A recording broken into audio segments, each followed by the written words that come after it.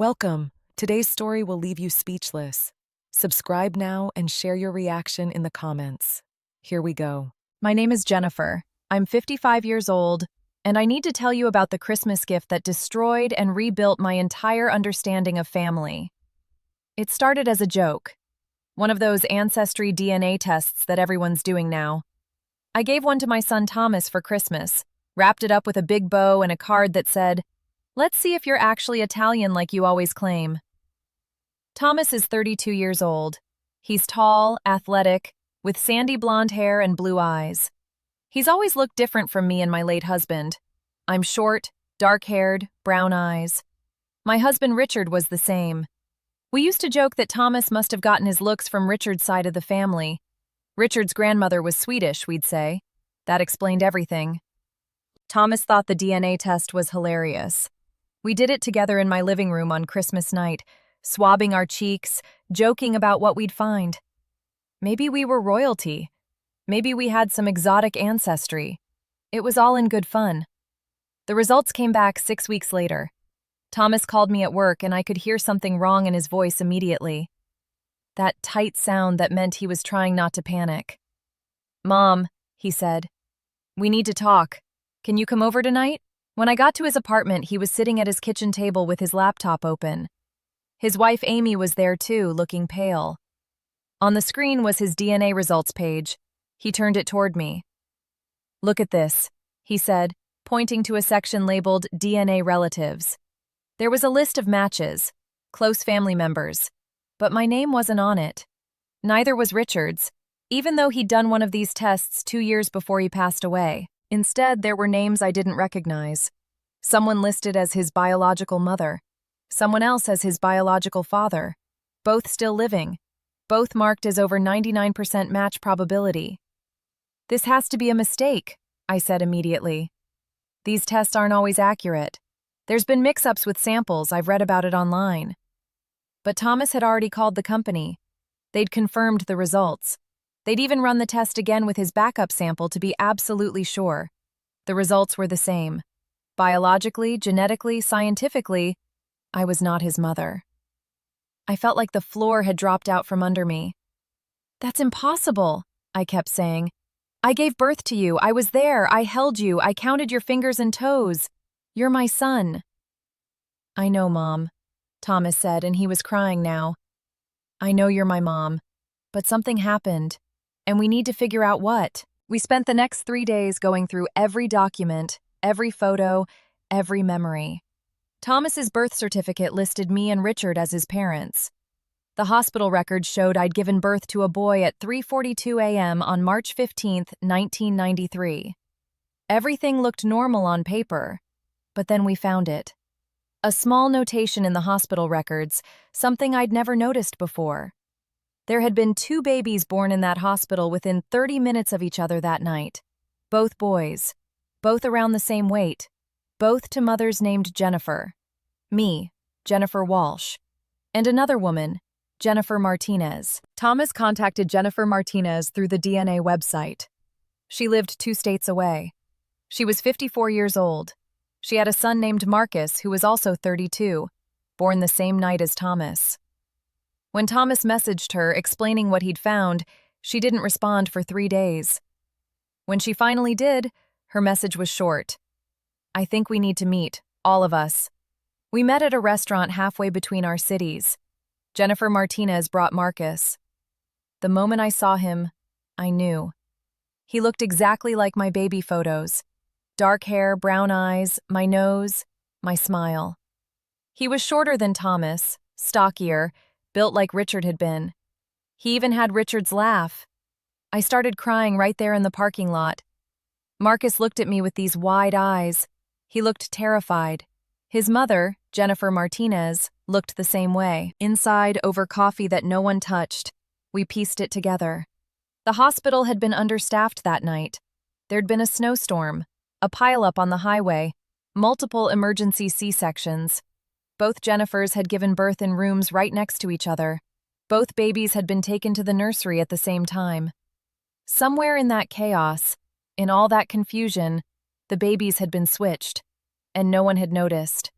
Not the nurses who were overwhelmed with emergencies. Not the parents who were exhausted in seeing their newborns for the first time through the haze of labor and joy. No one caught it. Thomas had gone home with me. Marcus had gone home with Jennifer Martinez. And for 32 years, we'd all just lived our lives, never knowing. "I don't understand how this happens," Jennifer Martinez kept saying. "How do you not notice? How do you raise a child for 32 years and not know?" But that's the thing about love. It's not about genetics. I'd loved Thomas from the moment I held him. Every scraped knee, every school play, every Christmas morning. He was my son. The DNA didn't change that. It couldn't change that. Marcus was struggling. His father had passed away when he was 15. He'd been raised by Jennifer Martinez alone. Now he was finding out that his biological parents were strangers, and one of them, Richard, was already dead. He'd never get to meet his biological father. We all agreed to take it slow. No one was trying to replace anyone. We started meeting once a month just to talk, to get to know each other. It was awkward and painful and strange, but also weirdly healing. I got to know Marcus. He was an engineer, like Richard had been. He loved baseball and old movies and terrible puns. So many little things that reminded me of Richard. And some things that reminded me of myself. The way he tilted his head when he was thinking. A certain stubborn streak. Thomas and Marcus became close. They'd text each other about guy stuff, sports and work and life. They called each other brother. Jennifer Martinez and I became friends, bonded by this impossible situation we'd been thrown into. About a year after we found out, we filed a lawsuit against the hospital. Not for money, though we did win a settlement, but because we wanted answers. We wanted to make sure this could never happen to another family. The hospital issued an apology. They implemented new protocols. They offered to pay for therapy for all of us. But the real question everyone kept asking was, did I regret finding out? Was I happier before I knew? And honestly, I don't know. It's complicated. Because yes, it hurt. It still hurts. There's this boy I gave birth to, Marcus, who I didn't get to raise. I missed 32 years of his life. All his firsts, all his struggles, all his triumphs. I wasn't there. And that's a grief I carry every day. But I also have Thomas. And nothing, no DNA test, no revelation, no scientific proof, can change the fact that he's my son. He's the kid I walked to school, the teenager who drove me crazy, the man who calls me every Sunday. That's real. That's what matters. Jennifer Martinez said something that stuck with me. She said, "We didn't get the babies we were supposed to get, but maybe we got the babies we were meant to get." I think about that a lot. Was it fate? Was it random chance? Does it matter? I raised Thomas. He's the person he is partly because of me and Richard. Marcus is who he is partly because of Jennifer Martinez. We shaped these men. They're ours, both of them, in different ways. It's been 3 years now since we found out. Thomas still calls me Mom. He always will. But he also has a relationship with Jennifer Martinez now. He calls her Jennifer, not Mom, but they're close. They have coffee together sometimes. She tells him stories about what I was like as a new mother, things she remembers from the brief time we overlapped at the hospital. Marcus calls me Jennifer too. We're not quite mother and son, but we're not strangers anymore either. We're family. Complicated, messy, unconventional family, but family nonetheless. Last Christmas, we all spent it together. Both Jennifers, Thomas, Marcus, Amy, and Marcus's girlfriend. We cooked dinner together, exchanged gifts, told stories. At one point, I looked around the table at these people. Some I'd known my whole adult life. Some I'd only known for 3 years. And I realized something. This was my family. All of them. The one I was born with, the one I raised, and the one I found. DNA matters. Of course it does. But it's not everything. Love is what makes a family. Choice is what makes a family.